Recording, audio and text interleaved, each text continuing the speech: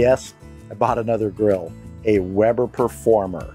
I believe this is the premium, not the deluxe. I did not get the one with the gas assist because I did not want that for lighting the charcoal. Now, there are some specific reasons why I purchased this exact kettle, and I'll get to that in a minute, but just to cover a couple of the features, I mean, the first, most obvious feature is it's on a cart. It has a big old table here, which is really nice to have. I learned that when I got the S&S Grills kettle, and that has that flip-up table on the side, which is much smaller than this, but which is incredibly useful.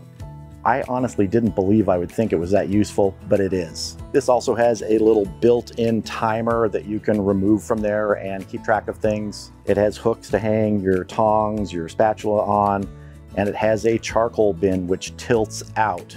It also has a built-in lid holder. In many ways, this is just like the Weber Kettle Master Touch, except it's on a cart. Now, I made a few modifications to this already to bring it up to the standards, which honestly, I think Weber should do on their own. Two of the modifications I actually purchased from S&S Grills. They're standard on the S&S Grills kettle, which I've done a video on before. I added a sensor probe port and what's generally known as the smoke hole. Now, by drilling through the kettle body, I'm sure I've voided the warranty, but sometimes that's the risk and the price you pay in order to do modifications. And I'm very happy I did it. The top hole is a 1/2-inch hole. The bottom one is a 1-inch hole. The screw holes to mount the cover plates, I believe, are 3/16. I didn't do a video on doing those modifications, but they're fairly simple if you know how to use a drill. I simply drilled everything out, cleaned it up, hit it with some high-temp barbecue paint. The final modification I did was this. I added a thermometer on the same side as the vent, lower down closer to grate level, just like on the S&S Grills kettle, and this should work really well to give more accurate temperatures closer to what's actually grate level. But now let me talk a little bit about the specific reason I purchased this kettle, and to do that we need to look inside.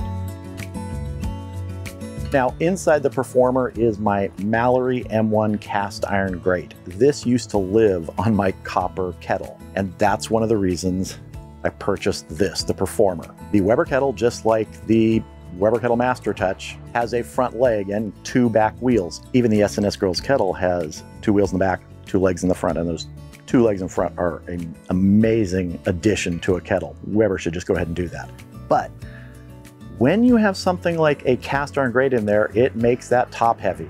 And in order to move the kettle, you have to lift it up so that front leg isn't dragging and move it. And there have been a number of times when I've lifted that handle on the kettle to move it, and that extra weight of the cast iron grate making it top heavy has made the kettle tip backwards on those wheels. The lid has flipped off, fallen to the ground, dented itself. But I've learned to be more careful with that. Except now I've added something else to my kettle cooking arsenal, and I'll show you. I added another big hunk of metal to this cooking setup, and that's the Mallory Firewall. Now, I'm going to be doing a separate video on this, but it adds a significant amount of weight to the kettle. And when I combine that with the cast iron grate, in my opinion, it's just almost too much weight for the kettle to handle when you're moving it. It really wants to tip over. So I went with something with 4 wheels. I don't have to tip it to move it. I just roll it around. Don't have to worry about knocking the lid off or anything tipping over.